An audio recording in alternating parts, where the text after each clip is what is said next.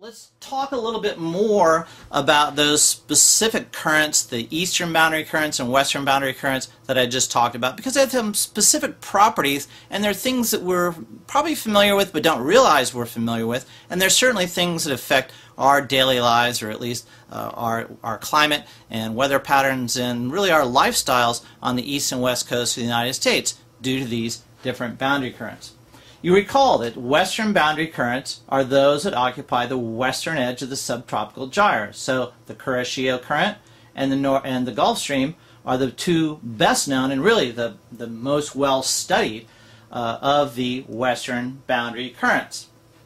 Western boundary currents tend to be the warmest, they tend to be very fast moving, they tend to be very energetic, they tend to be very narrow comparatively, and they also shed what are called eddies, these independently rotating whirls of water of diameters from 30 to perhaps 100 miles wide that move off independently of their own, I don't want to say their own will, but of their own momentum off into the ocean. Sometimes these eddies are called rings, so we want to talk a little bit about those.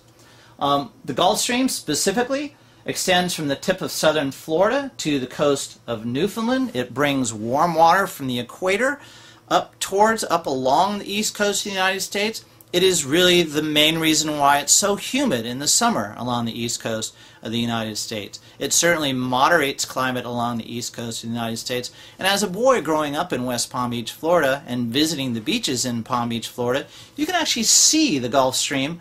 It's like this river. You can see the ripples of the Gulf Stream as you look out, and you can see the waving horizon as a Gulf Stream and this intense current moves northwards along the coast of Florida. In fact, the flows of the Gulf Stream are more than 300 times the flows of the Amazon River, one of the largest rivers in the world. And so you can imagine this river moving through the ocean at about 5 knots, transporting huge volumes of water. So these western boundary currents are really important for moving water, moving heat, moving all kinds of things where they occur.